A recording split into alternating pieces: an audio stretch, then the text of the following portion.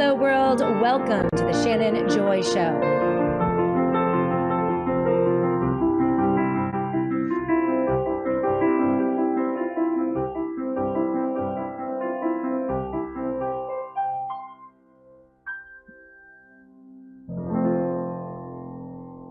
Hello, world, and welcome to the Shannon Joy Show. We're broadcasting live from the Joy Virtual Studio right here in the beautiful Finger Lakes region of New York State. It is so great to be with all of you today. It is Wednesday, July 30th, the epicenter of a very, very busy broadcast week, and we have a big show for you today. The roots of technocracy exposed, dark enlightenment, the game be techno beast, and featuring top experts Patrick Wood, Courtney Turner, and Joe Allen. Courtney and Joe, both new guests on the Shannon Joy Show. This is a live show, 3 guests. It's going to be a lot of information, and it's an incredibly important conversation. The technocratic era has now been set in motion, ushered in over the past 6 months by the Trump administration. This has the potential, as you all know, to change everything about American life and what it means to be a thinking, rational human. The scope of the rollout is breathtaking. The plan was set in place decades ago. They've captured both political parties and most of our mainstream corporate and educational institutions, and few really understand the impact. And if they do understand the impact, way too few in conservative media will target President Trump and his complicity in the rollout of this technocracy, which is the topic that we're going to hit in the first segment. Today, we're going to take a deep dive in all of this with 3 of the foremost experts in the world on this topic. As I mentioned, Patrick Wood, Courtney Turner, and Joe Allen. Patrick and Courtney will be joining us at the bottom of the hour. I've invited Joe to stick around for that interview. The last hour will be on all of the elements of the technocracy and the breathtaking rollout of legislation, executive orders, and now potentially a new executive order to open up every American's 401k to shady private equity and cryptocurrencies, all at the hands of Donald Trump. So this all happened in July, literally in just the span of a few weeks, and basically crickets from conservative media. And this is where we're going to start this discussion today. Joe Allen, again, new guest on the Shannon Joy Show, called us out here on the show for calling out people like Steve Bannon and Glenn Beck and Ben Shapiro. You guys all saw the clip that went semi-viral over the weekend, 100,000 views at this point, and sparked a major discussion about the lack of scrutiny on Donald Trump. My position, Donald Trump is the Trojan horse for the technocrats, far worse than anything we could have ever gotten from a Joe Biden or Kamala Harris. And the lack of scrutiny from conservative media, in my opinion, is hampering our ability to resist this and stop it dead in its tracks. This is the video that went semi-viral. Joe Allen, who is a regular contributor on Steve Bannon in the War Room, had some issues with it. And so I invited him here on the show for a healthy discourse about that. Annie, let's roll that tape first. We'll bring Joe in right after, and we'll get right into the debate right here on the Shannon Joy Show. Let's go. January 23, 2025, Trump signs the executive order removing all AI barriers. July 18, 2025, the Genius Act is signed into law. July 23, AI.gov goes live and AI action plan is released. Have you seen any of this on Steve Bannon's War Room? Have you seen any of this on Glenn Beck's chalkboard? Have you seen any of this on your favorite right-wing news radio or, commentator? Have you seen this on The Blaze? Have you seen this on Daily Wire with Ben Shapiro? Have you seen any type of in-depth analysis from the right? None whatsoever. Exactly what they wanted to happen happened. Their guy got into office. Their guy was a Trojan horse for the technocrats.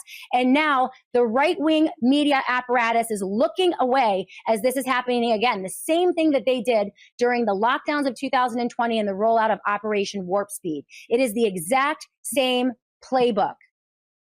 Groundhog Day political hell. Why am I the only one in right-wing news media, the only one in right-wing news media talking about this days after it happened? It is time for you to begin to challenge these people who are leading this nation, their constituents, their audiences off a cliff. Off a cliff. All right, that was the clip, and our new friend, new guest, Joe Allen, had something to say about it. He tweeted out, "Can someone set this girl straight?"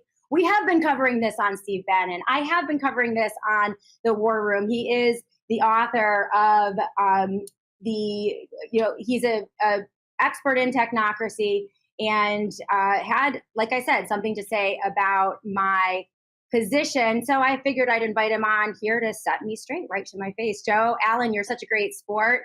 Welcome to the Shannon Joy Show. Appreciate you coming in. His website is joebot.xyz. You can follow him on Twitter at joebotxyz. As I mentioned, regular contributor on Steve Bannon's War Room. Thanks for being with us.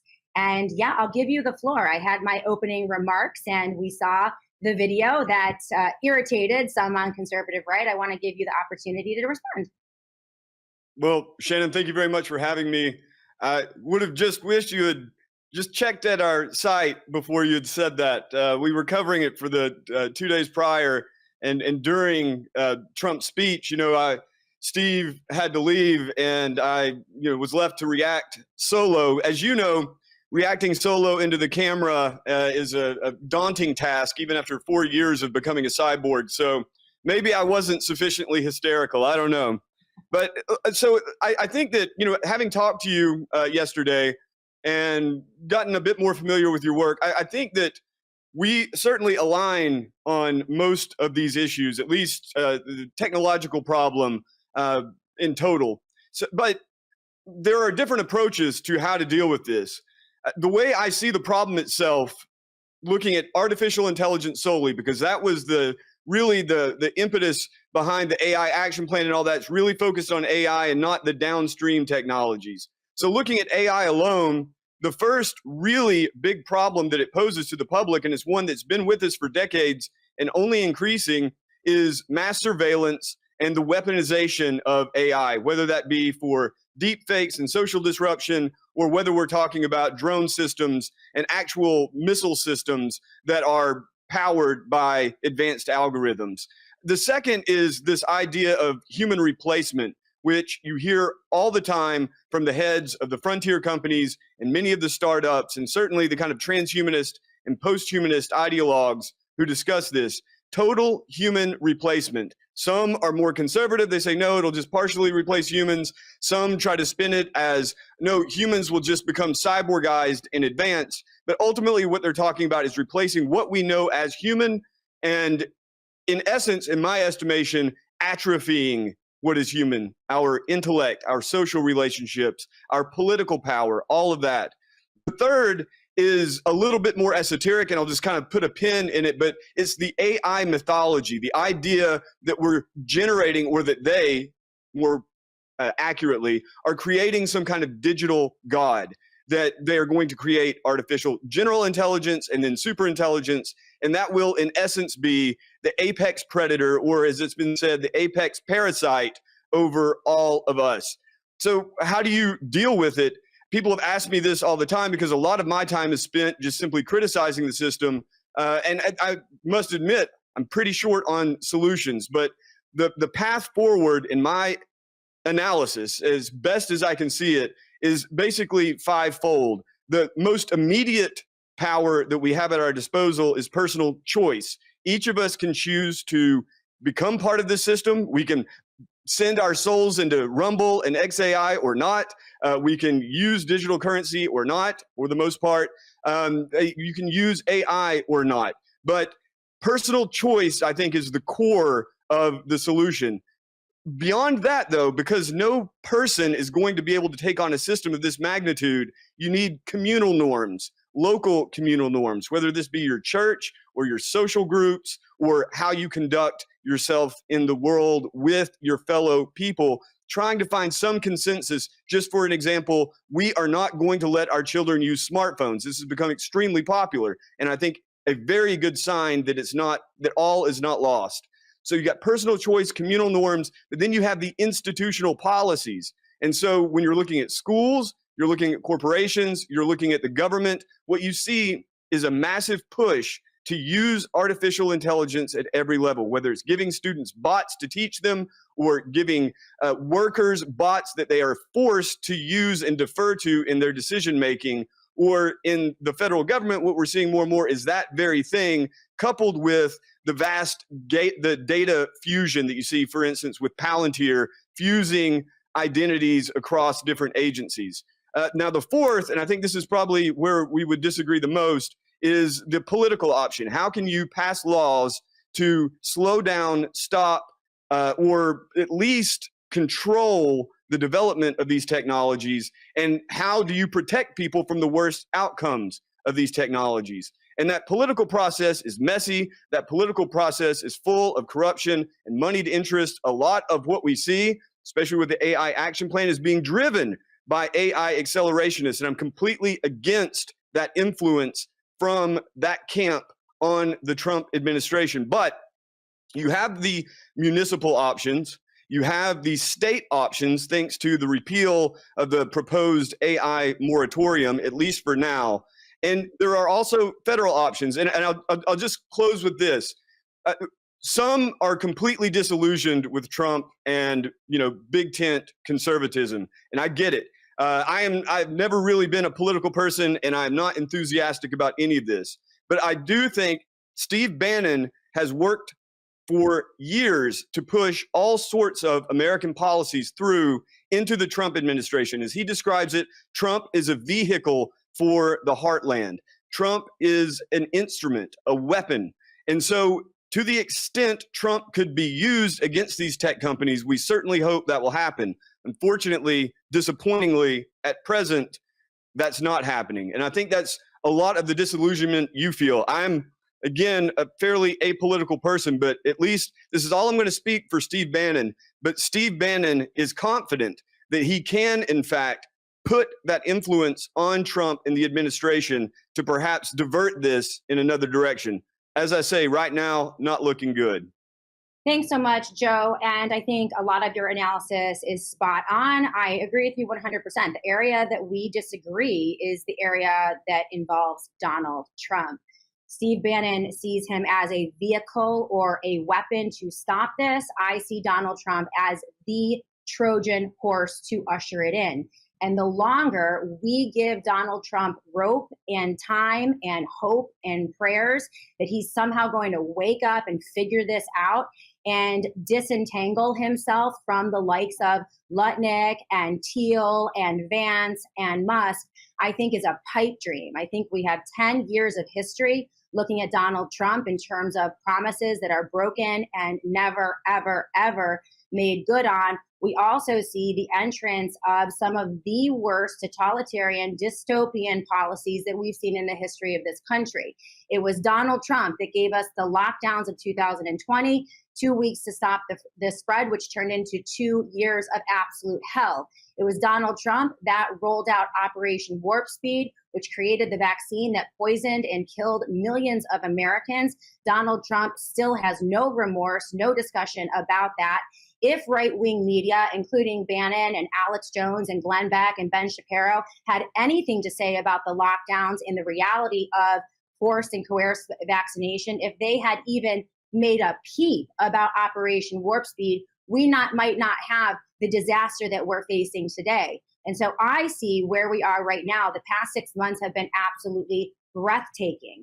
When you start with the emergency declaration on energy, which is now paving the way for massive Manhattan-sized data centers across the United States of America, run by Mark Zuckerberg, that was Donald Trump who signed that emergency declaration. When you look at the Musk coup de Doge, where Trump opened up the federal government 4 or 5 weekends in a row for Elon Musk to walk in and suck up trillions of dollars potentially of absolutely valuable American data, That was Donald Trump. He did that. When you look at the big, beautiful bill, the big betrayal bill, and how that shackled the states for 10 years. So there is no state resistance. There is no local resistance to any type of AI development. And that is the bill that Donald Trump is championing. When you look at the Stable Act, the Genius Act, the Clarity Act, three pieces of legislation that further secure the technocracy, the governmental aspect of the technocracy, no longer a democracy, no longer a republic. We are ruled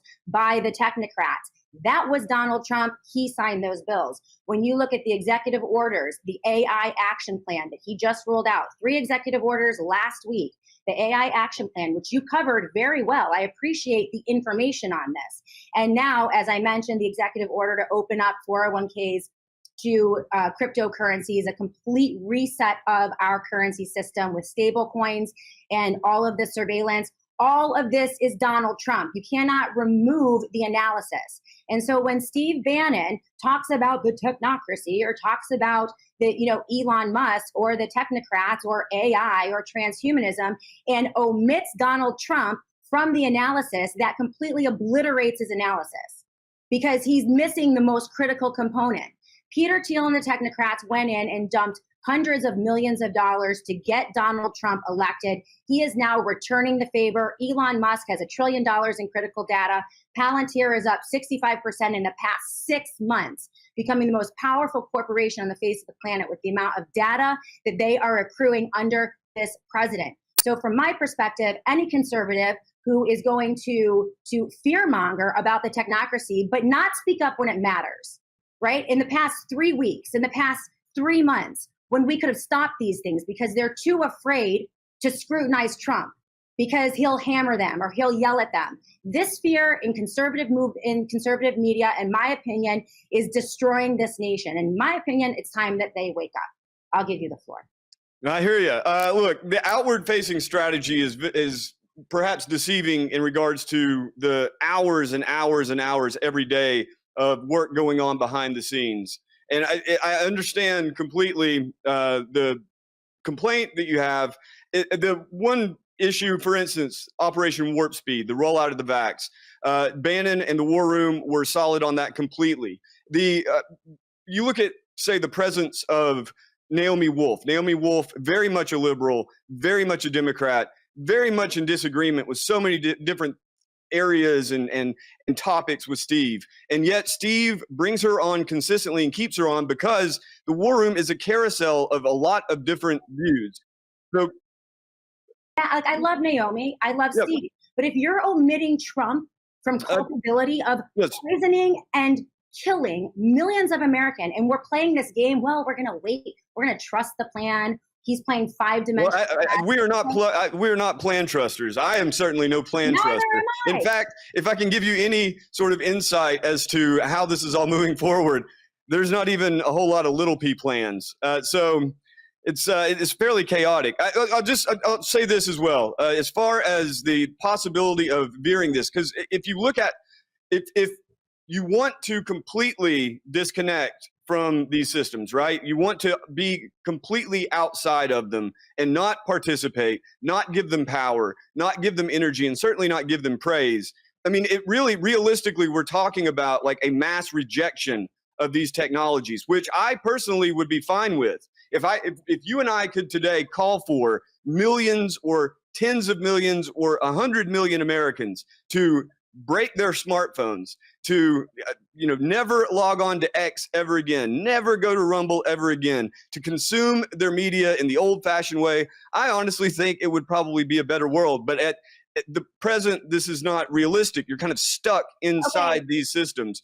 We have 3.5 years. We have 3.5 years left of the Trump administration. If there's any hope at all to steer Trump in the direction towards humanity and away from the machine, we're going to take it as long as possible. How on earth do you plan to steer Trump away from this when he is completely funded by Peter Thiel? His entire presidency is dependent upon the technocrats. And I think there's a big difference between dependency and influence, a tremendous amount of influence. Tremendous. You saw what happened with Musk. You saw how easily Musk was able to slide in with money, with the engine, the kind of mind control engine that is X.com. You saw how his personality is such that he somehow, even with all his weirdness, was able to basically hypnotize a vast, vast majority of the MAGA movement and the conservative movement. Not everyone, absolutely not everyone, but for a moment, it was pretty terrifying how easily he could hypnotize them. And yet, Trump and Elon Musk are now absolutely on the outs. It's not some kind of show. I don't believe that for a second. Well, maybe you have some inside baseball. Maybe you have some inside baseball I'm missing out on. But no, that is absolutely a legitimate break, at least in regards to their sort of partnership politically. It's not. I mean, I can understand how from the outside it must look like a pro wrestling match, but I think it's much more of a circus. And in this circus, there are gladiatorial arenas and the blood is real. The fights oftentimes are very real. If there's one thing that I've learned from seeing how the sausage is made in media and in politics, it's that it's not as bad as it looks, and it's far, far worse than it seems. What the outward display doesn't necessarily represent what is happening on the inside, but absolutely the break between Trump and Musk, what it shows is this is not just one monolithic system with one dark-robed emperor pulling all the strings. These are a lot of different people, very human people, very fallible people, and very impetuous people. And in that system of impetuous humans, it's possible to steer it. It's possible you'll fail, but you have to keep trying to steer it. Or at least we do. You don't have to. Sometimes you have to rip the Band-Aid off and acknowledge that the guy is not on your team. He's just not that into you. And Trump isn't working for the little guys, and he's not laying awake at night worrying about your 401k or your family. Trump is taking the money, honey. He took the money from his backers. Now he's making good. I think that is I think, quite frankly, it is quite naive, and not to disrespect you, but when I look at grown-ass men, conservative commentators who are hoping and praying that Trump is magically going to all of a sudden wake up to any of this and do the right thing, I think that we have 10 years of discernible policy outcome. We have broken promise after broken promise. He said he was going to repeal Obamacare, never happened. Said he was going to defund Planned Parenthood, never happened. Said he was going to build the wall, never happened. Said he was going to balance the budget, reduce the debt, drain the swamp.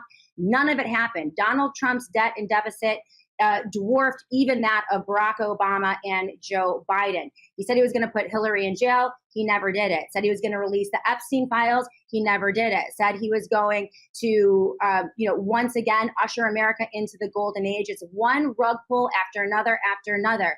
And this is the reality of the situation that we are in. And I think it is honestly the fault of conservative media as a whole for not alerting their audiences to what is actually going on. This rolling in of the technocracy is breathtaking. It is a game changer. What he has already done is devastating. And in my opinion, it is now time to call him out, not be afraid to do it. I know that your, audiences are going to get mad at you and you're afraid. I can say with full confidence that the audience is mad at me all the time. That's not really my concern. Me too. Over the past 12 years, as a woman who has been solidly opposed to Donald Trump from the day he came down the escalator, I had his number from day one. I've been thrown off multiple platforms. I've lost producers.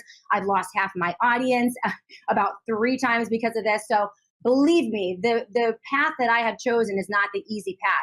But I will say to those in Con Inc. and conservative Inc. out there, there is a way for you to begin to look at the truth and criticize Trump and critique Trump, because honestly, that's the only move forward. I don't believe there are any solutions in Washington, D.C. I think this 2-party political paradigm, they are 2 sides of the same coin. I think Trump is an actor. I think he has duped everyone. He's an utter con man. And the faster we figure that out, the faster we can have any hope of gaining our country back. From the bottom up, I agree with your policy prescriptions. I agree, it's personal choice. It is the community norms in our local communities. It's the institutional policies in our schools, right? It's localism. It's resisting at that local level. Everything that Trump has done has crushed those opportunities. We don't have personal choice about these things because of because of what he is putting in place right now.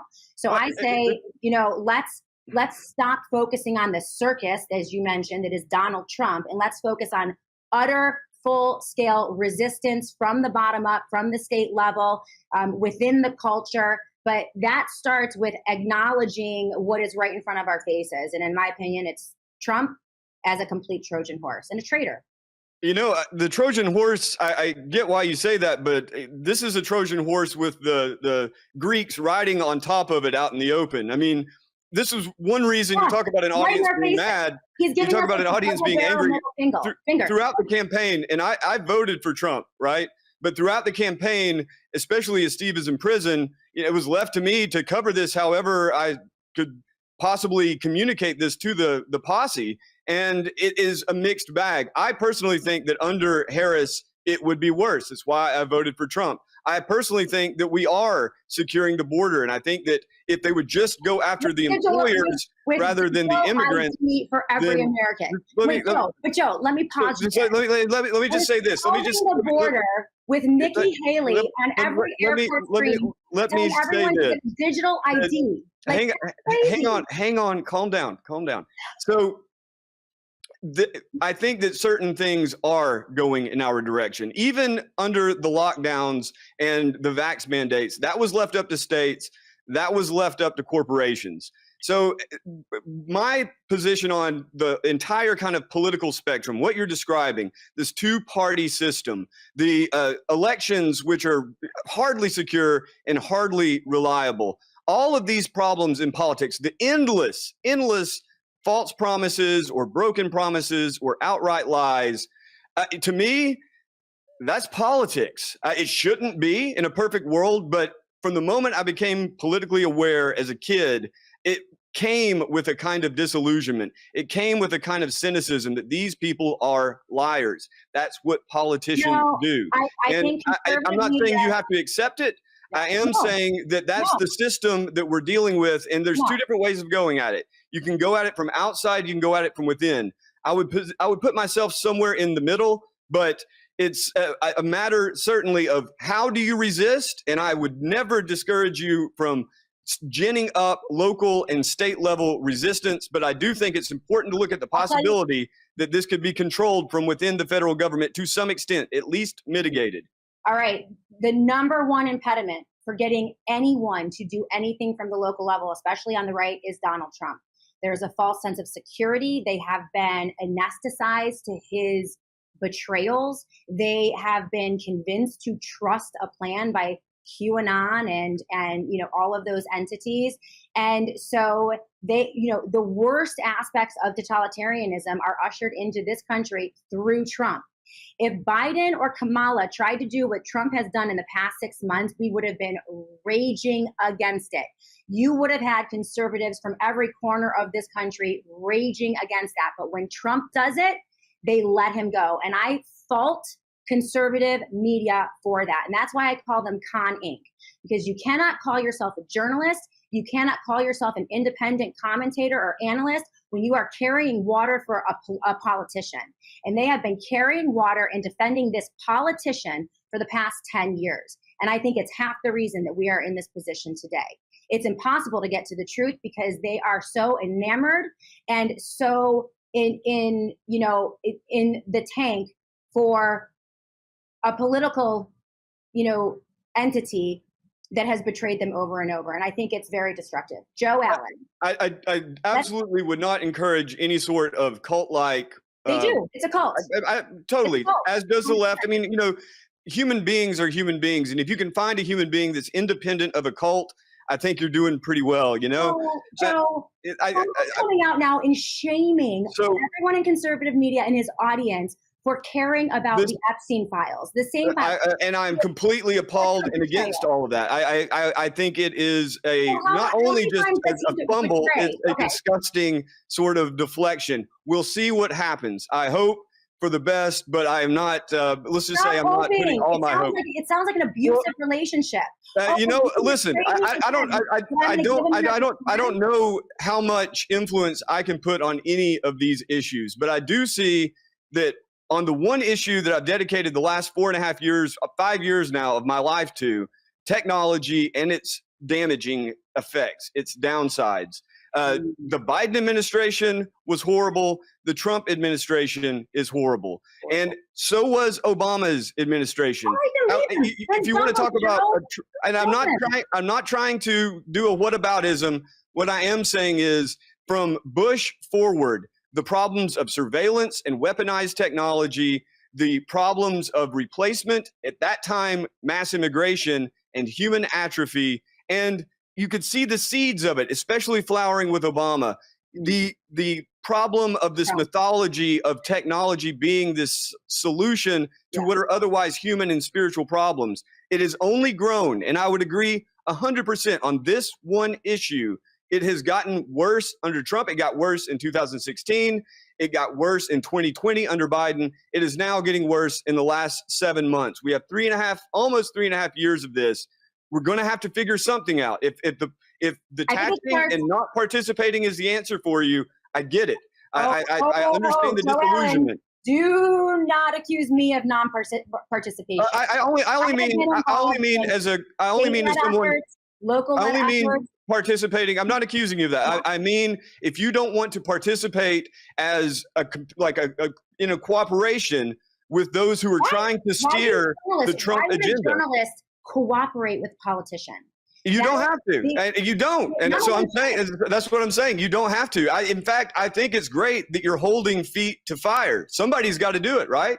And we are doing it while still supporting and trying to steer the Trump administration in a positive direction on this. Look at Netanyahu. We got to go. It's great. This is a good discussion. But we do have some of our other guests in the Joy Virtual. You're great, Joe. I appreciate you. I appreciate the discourse. I have Annie. Some in the live chat are saying that my mic is muffled. Not sure if that's the case, but we are going to go to break. We'll be back in a moment right here on the Shannon Joy Show.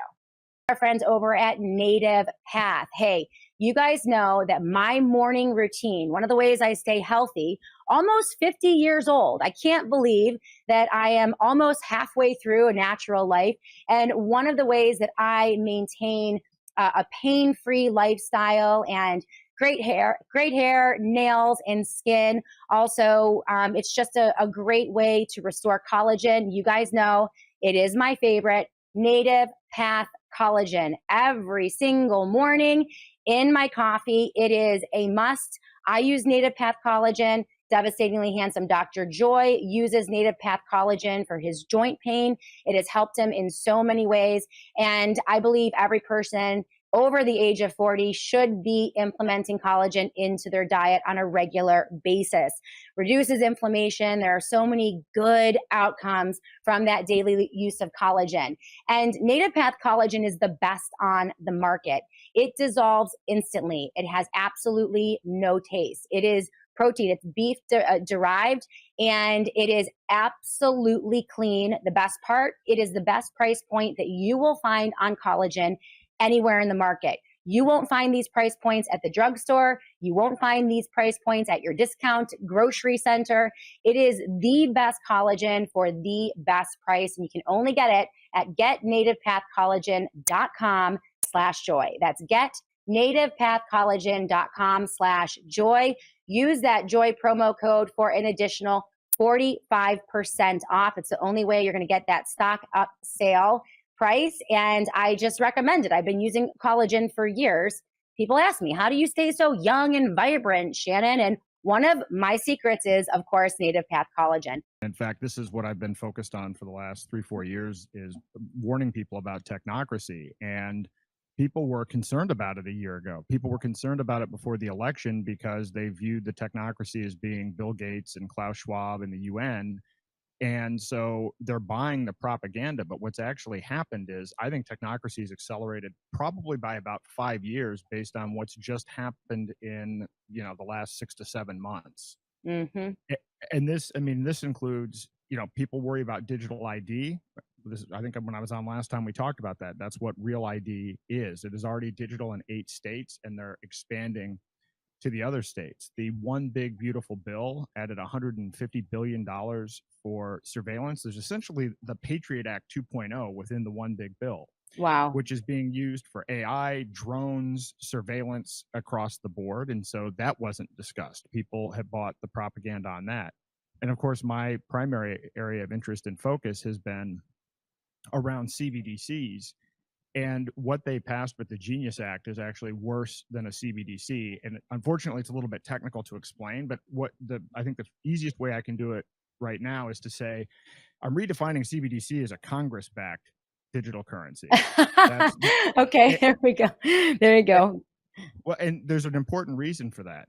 What they've done, what the politicians have done, the Trump administration and Congress, is they've made the Federal Reserve out to be the bad guy. Now, don't get me wrong, the Federal Reserve is the bad guy in the sense that they're a completely unnecessary third party. It's a private cartel of banks that essentially just makes money out of thin air backed by government debt. So they're Right. completely useless as a third party. However, all of the financial surveillance that is in the current system, our money is already trackable, it's already programmable, it's already censorable. None of that originated from the Federal Reserve. The primary source of financial surveillance, meaning the know your customer laws and anti-money laundering laws, all of that information that you have to give to a bank or to a crypto exchange just to set up an account with biometric readings and all of this other stuff, all of the tracking that's being done in terms of AI surveillance with the IRS or NSA bulk data collection, and even the debanking that's happened with people like Dr. Joseph Mercola and even the Trump family.